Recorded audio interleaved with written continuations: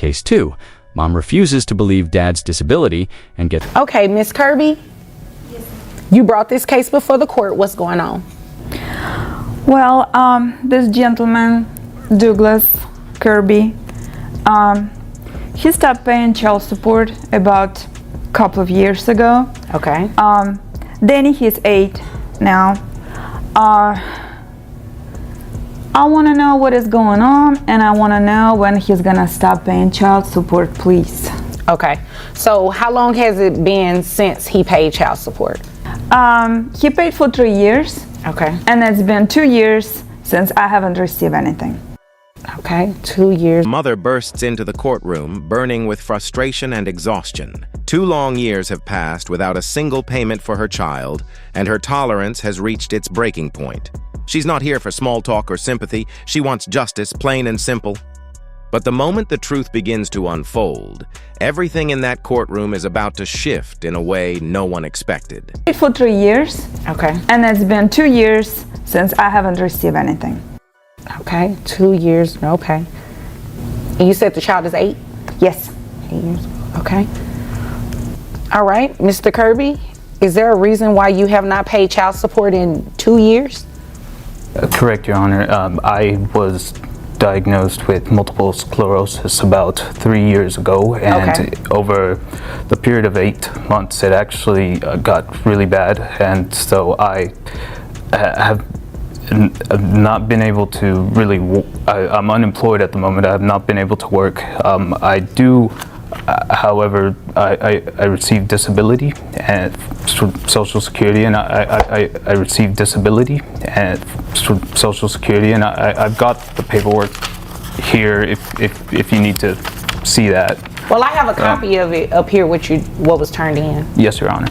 Okay. So I see award letters. He does receive Social Security and disability.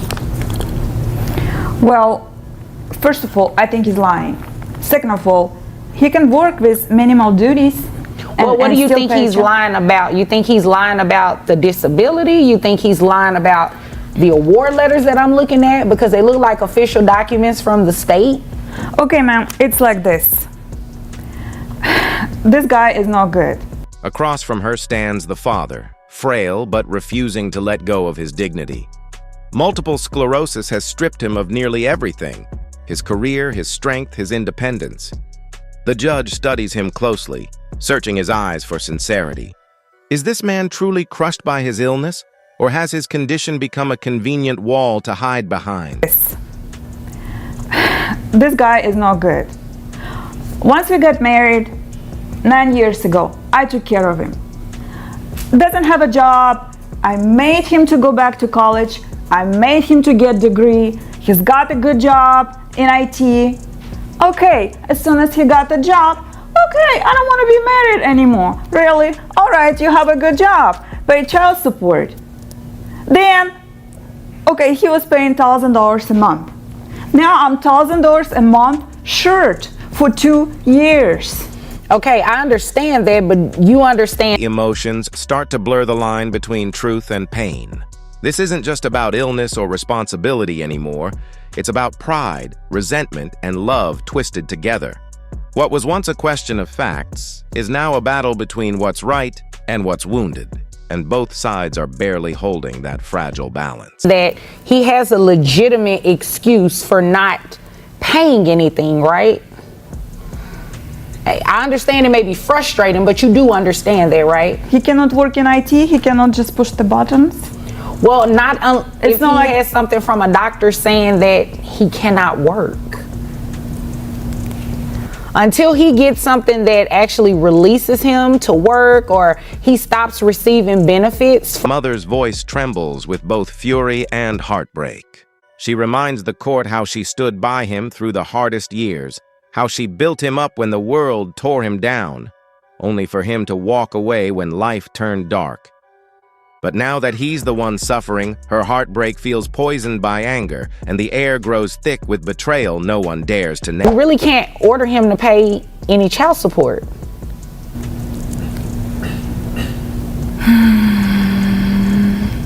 I think what he wants to do, he just wants to stay home sleep until noon, whatever, then go out there, play guitar or whatever it is that he was doing before we got married. He just doesn't want any responsibilities. And I think he needs a reevaluation on his medical. Finally, the judge intervenes. The man's illness is real, his pain undeniable. Yet the mother's frustration drowns every word she speaks. She keeps demanding proof, but the evidence is sitting right in front of her. Compassion and bitterness collide, fighting for space in the same room, until the judge delivers the quiet verdict that silences them both. We can't require him to pay any child support right now. You definitely can pay for that if you want to do a reevaluation or anything like that, but he can't give you what he does not have. So I can't modify his child support or anything like that to make him pay you any more money. I just can't do that. Not when he has a legitimate reason not to be doing it. Can you order him to pay health insurance? Because I'm paying $300 right now for the health insurance. He's broke, barely surviving, clinging to what little remains of his life. Even so, she pushes harder, unwilling to let go of the anger she's carried for too long. But soon, the harsh truth of his condition will speak louder than any accusation she could ever. Is that for the child only, or is that Yes, for ma'am, you? for the child only. Okay, like I said, until he, gets some sort of clearance, some sort of W-2 paycheck stub that says he's making around the amount that he was making, I mean, you really can't do anything at this point. Okay, fine. Even if though he receives less money now, but he still can pay. Her voice cracks as she pleads her case. Weary from years of carrying bills, insurance, and responsibilities alone. But the court isn't built on emotion. It's built on fairness. The judge observes them quietly, studying every word, every sigh, desperate to find one genuine moment in a storm of blame and bitterness. And it's taken out of the lesser amount, but not from his Social Security benefit. It's not going to be taken out of that.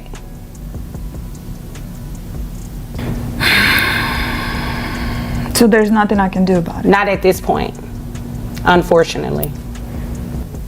Do you know when, well, you probably don't know, has the doctor said anything about you being released back to work full time?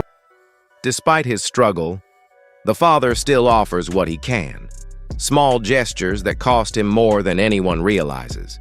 The judge recognizes this silent clash between pride and poverty, a battle seen far too often in this courtroom. But today, only one of them can stand on the side. Release back to work full time or anything like that? Nothing at the moment. It's not something I'm against. I was making good money doing IT, and she's right. She did push me to, go back to college and get my degree, and it worked out for quite a bit. I even set some money aside for college for Danny, but it's just at the moment I can't. And like I said, over 8 months it just kept getting worse. There's small. 9. His eyes tell a story deeper than words. A story of lost ambition, stolen strength, and dreams for a son he still adores. For the first time, the courtroom feels the weight of what he's endured. The silent sacrifice behind every moment he's fought to stay alive. Small signs of it getting slightly better, but